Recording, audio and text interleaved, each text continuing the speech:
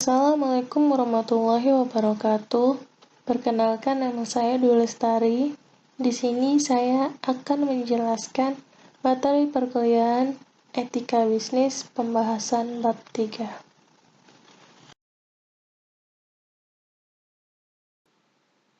Etika bisnis.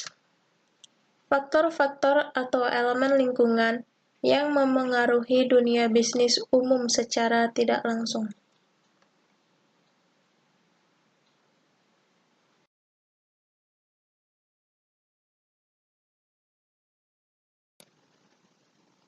Faktor atau elemen lingkungan yang mempengaruhi dunia bisnis umum itu ada dua. Yang pertama adalah secara tidak langsung, dan yang kedua adalah secara langsung.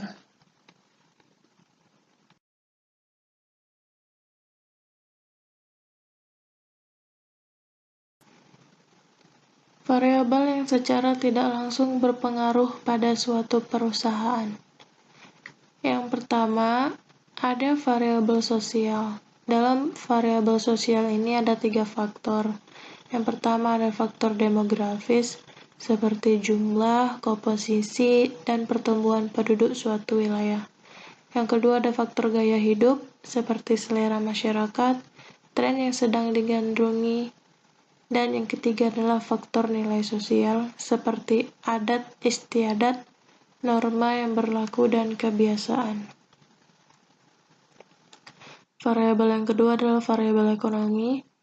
Variabel ini berkaitan erat dengan indikator ekonomi yang bersifat umum, seperti mengukur tabungan, investasi, produktivitas lapangan kerja, kegiatan pemerintah, transaksi dan perdagangan internasional, dan pendapatan produk nasional.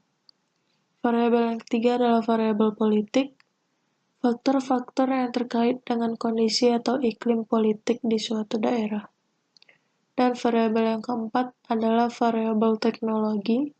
Kemajuan di bidang teknologi yang berubah-ubah dari waktu ke waktu yang memengaruhi dunia usaha, perusahaan yang statis dan tidak mengikuti perkembangan teknologi cenderung tertinggal, dibandingkan dengan perusahaan yang terus-menerus melakukan adaptasi teknologi untuk membuat operasional menjadi lebih efektif dan efisien.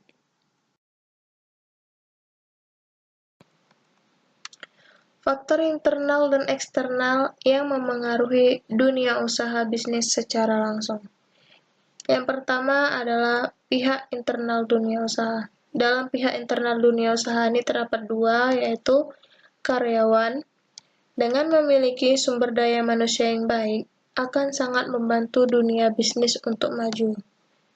Kemudian ada pemegang saham dan dewan direksi, adalah dua bagian yang mengatur kegiatan atau jalannya roda perusahaan publik, di mana para pemegang saham memiliki kemungkinan untuk memengaruhi suatu perusahaan dengan hak suara yang dimilikinya sesuai dengan persentase saham yang dimiliki.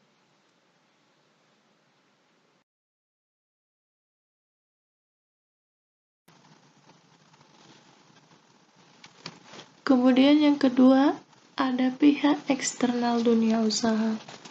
Yang pertama, ada pelanggan atau konsumen. Konsumen dapat dibagi atau dibedakan menjadi dua, yaitu konsumen perorangan atau individu, dan konsumen lembaga atau perusahaan bisnis. Yang kedua, ada pemasok atau supplier. Membantu perusahaan untuk mendapatkan faktor produksi atau input untuk diolah menjadi keluaran atau output yang memiliki nilai tambah. Yang ketiga ada pemerintah. Sebagai lembaga yang membuat regulasi, undang-undang, kebijakan, serta peraturan agar roda perekonomian suatu negara atau daerah dapat berjalan seperti yang telah direncanakan. Yang keempat ada serikat kerja. Berkaitan dengan hal-hal yang berhubungan dengan pekerjaan seperti upah, jam kerja, fasilitas, kondisi kerja, dan sebagainya. Yang kelima ada pesaing atau rival. Semakin kuat pesaing kita, maka akan mengurangi omset perusahaan, sehingga perlu secara terus-menerus melakukan pengembangan dan perbaikan untuk dapat menguasai pasar. Yang keenam ada lembaga keuangan, contohnya seperti bank asuransi, leasing atau sewa guna, dan lain sebagainya yang membantu perusahaan dalam mengelola keuangan. Yang ketujuh ada lembaga konsumen, adalah suatu lembaga yang akan membantu konsumen dalam memperjuangkan haknya. Jika ada masalah antara konsumen dengan produk perusahaan, maka lembaga konsumen akan membantu konsumen. Yang kedelapan adalah kelompok khusus, merupakan organisasi yang bersifat khusus kegiatannya seperti pecinta alam, komunitas penggemar mobil tua, komunitas peduli lingkungan hidup, dan sebagainya. Yang kesembilan adalah pihak yang berkepentingan lain. Adalah lembaga atau organisasi lain yang berhubungan dengan bisnis yang dijalankan. Jika kita terjun ke dalam bisnis rumah sakit, maka kelompok dokter, para medis, pasien, dan lainnya harus diperhatikan. Misalnya IDI atau Ikatan Dokter Indonesia.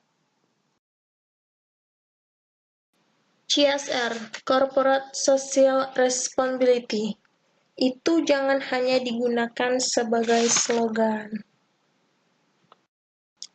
Dalam CSR, keunggulan bersaing bisa dihasilkan dengan memadukan berbagai macam pertimbangan sosial dan lingkungan dalam strategi bisnis. Tujuan akhir pelaksanaan tanggung jawab sosial perusahaan adalah untuk menempatkan entitas bisnis dalam upaya pembangunan berkelanjutan. Kemudian, pada lingkungan internal CSR, perusahaan misalnya bertanggung jawab untuk menciptakan lingkungan kerja yang sehat, memperhatikan kesejahteraan karyawan, serta menjalankan manajemen yang beretika. Dan secara eksternal, perusahaan yang mengelola sumber daya alam maupun sumber daya manusia pada hakikatnya adalah milik publik, serta bertanggung jawab untuk memberi manfaat pada masyarakat. CSR seharusnya merupakan keputusan strategik perusahaan sejak awal, dari mendesain produk yang ramah lingkungan, hingga pemasaran dan pengelolaan limbah.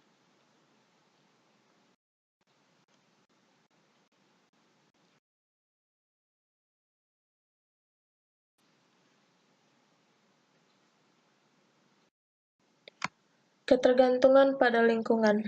Jika pada suatu kawasan yang kaya sumber daya alam, beroperasi perusahaan internasional yang meraup keuntungan besar, tetapi masyarakat di lingkungan sekitarnya didera kemiskinan, tentu terjadi ketidakadilan sosial yang perlu diluruskan. Untuk menciptakan keadilan sosial ini, dibutuhkan kerjasama antara perusahaan, pemerintah, dan komunitas yang mencakup masyarakat dan organisasi non-pemerintah. Akan tetapi, potensi dunia bisnis untuk menjalankan perubahan sosial melalui pelaksanaan tanggung jawab sosial tidak dapat tercapai optimal jika aturannya tidak ditegakkan, bahkan oleh penegak hukum. Kemitraan antara pemerintah, dunia usaha, dan komunitas hanya dapat berjalan jika ada kepercayaan dan sikap saling keterbukaan. Kemudian ada budaya perusahaan.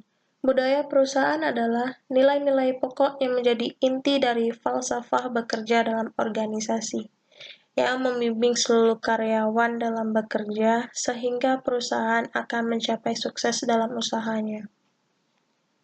Karena cara bekerja sebuah perusahaan harus disesuaikan dengan situasi dan kondisi yang terus berubah. Maka, usaha untuk membentuk budaya perusahaan sebaiknya ditinjau sebagai suatu sistem.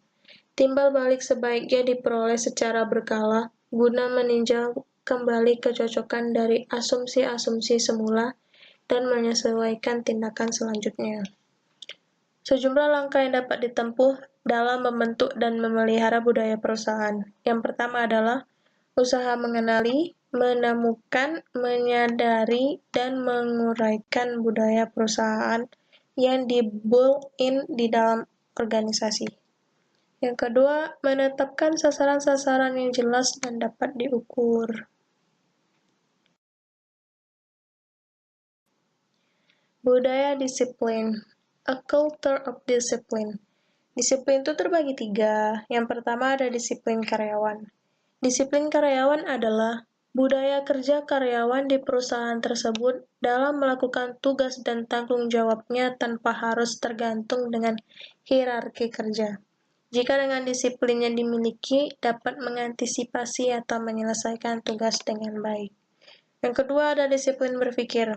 Disiplin berpikir adalah budaya perusahaan dalam berpikir positif dan bekerja sesuai aturan yang ada.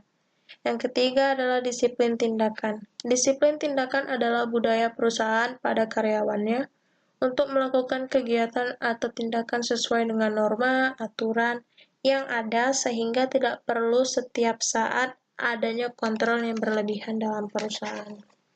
Contoh budaya disiplin di Indonesia itu ada kelompok Kompas Gramedia, di mana secara keseluruhan cultures matters yang diyakini dan dihidupi oleh segenap jajaran sumber daya manusia di kelompok Kompas Gramedia itu, yang berjumlah 11.300 orang, adalah sikap menghargai waktu, bekerja dengan tujuan yang mulia, hemat, mementingkan pendidikan, sikap yang dapat dipercaya, berprestasi, menunjukkan etika, adil, dan kepemimpinan yang horizontal.